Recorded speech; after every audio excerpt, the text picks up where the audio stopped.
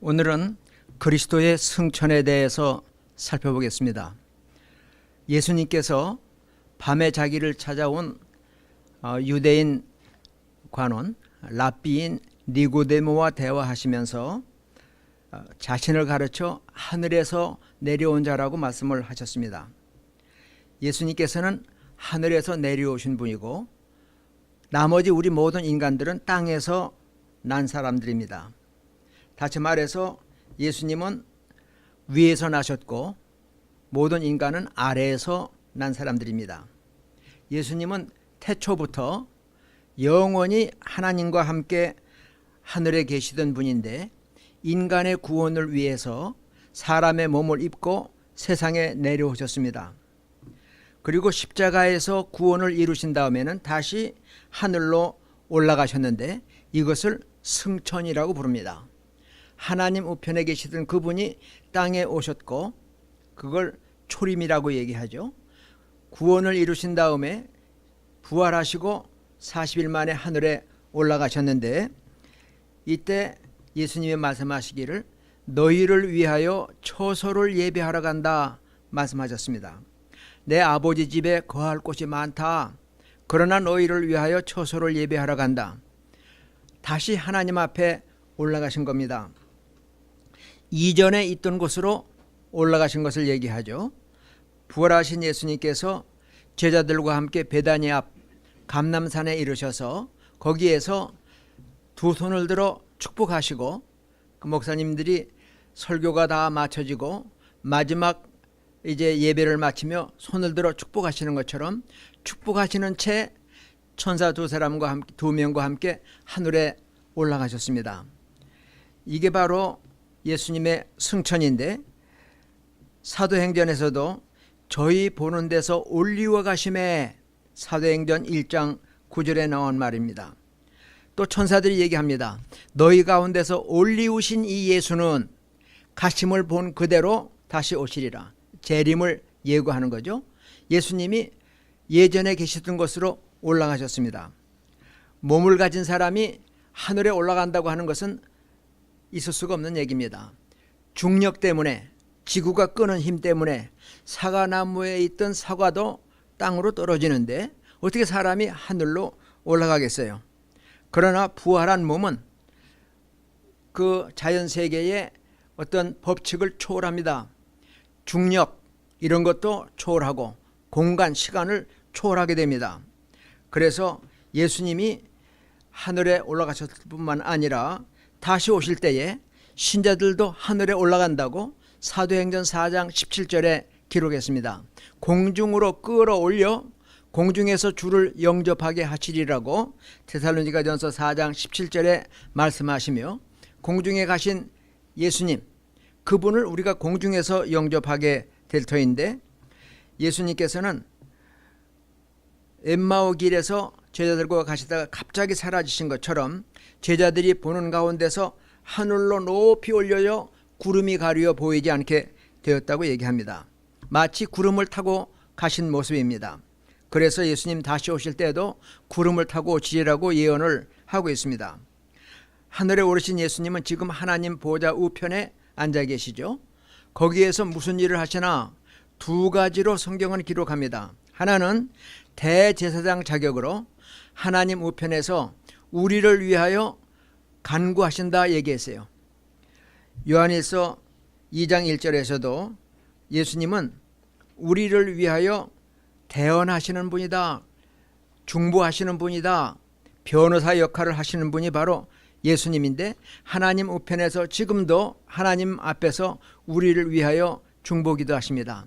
아버지여 내가 저들을 위하여 피를 흘렸나이다. 저들을 용서하시고 구원해 주옵소서. 또 하나는 하나님 보좌 우편에서 우리 있을 곳을 준비하고 계십니다. 예수님 말씀하시기를 내가 가서 너희를 위하여 처소를 예비하면 내가 다시 온다고 말씀하셨는데 아직 안 오신 거 보니까 지금도 처소를 예비하신다고 봐야 할 겁니다. 예수님이 땅에 계실 때 그 직업은 목수일을 하셨죠. 목수일을 하시던 분, 집을 짓던 그분이 우리를 위하여 하늘에서 집을 지금 2000년 동안 짓고 계신다 그러니까 얼마나 훌륭한 집일까. 기대가 되는 바입니다. 예수님께서 세상을 떠나 아버지께로 돌아가실 때가 이르신 줄 아셨다고 요한복음 13장 1절에서 말합니다. 세상에 오셨던 그분이 세상을 떠나 아버지께로 가실 날, 승천하실 날이 가까웠다 하는 사실을 예수님이 이제 내다보시며 제자들에게 너희들이 찾을 수도 없고 너희들이 올 수도 없는 곳으로 가리라고 말씀을 하십니다. 제자들이 이제 주님 어디로 가십니까? 물으실 때 나는 길이요 진리요 생명이니 나로 말미암지 않고는 아버지께로 올 자가 없다 말씀하셨어요. 다시 말하면 하늘에 계신 하나님께 갈 수 있는 길은 오직 예수님밖에 없고 천하 인간의 구원 얻을 이름 아무도 없어요. 예수님밖에 없습니다. 예수님을 통해서만 우리는 하나님께 나아갈 수 있고 주님이 준비하시는 영원한 처소에 이르게 될 것입니다.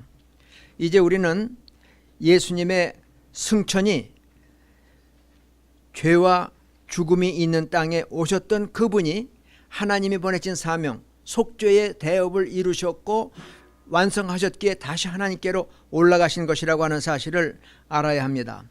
33년 동안 땅에 사시던 예수님께서 죽으신 후에 땅 아랫곳으로 내리셨다고 에베소 4장 9절에 말합니다.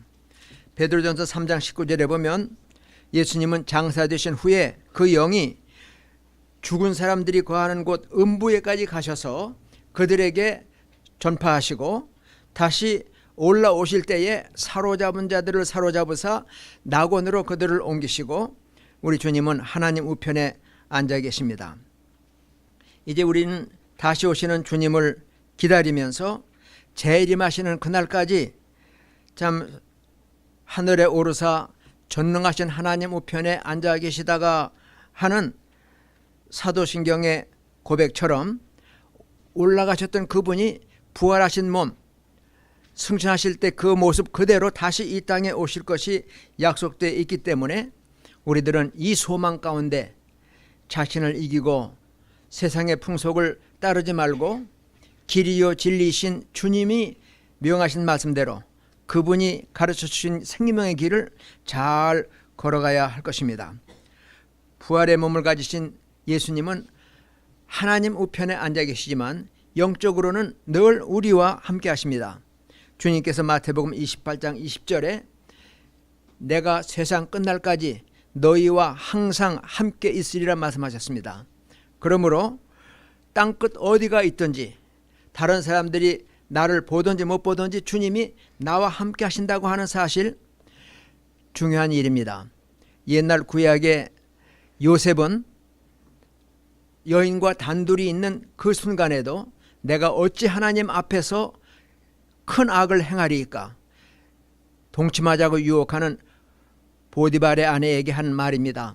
구약의 성도 예수님을 보지도 못했고 같이 있지도 못했지만 하나님의 임재를 늘 느끼고 살아서 성결한 청년이 된 것처럼 주님과 함께 동행하는 우리들은 말과 행실은 물론 늘 주님과 동행하는 거룩한 삶 살다가 주님 오실 때에 주님 앞에 영접받고 주님이 준비하시는 영원한 나라 새하늘 새 땅에 들어가는 축복이 있으시기를 축원합니다. 감사합니다.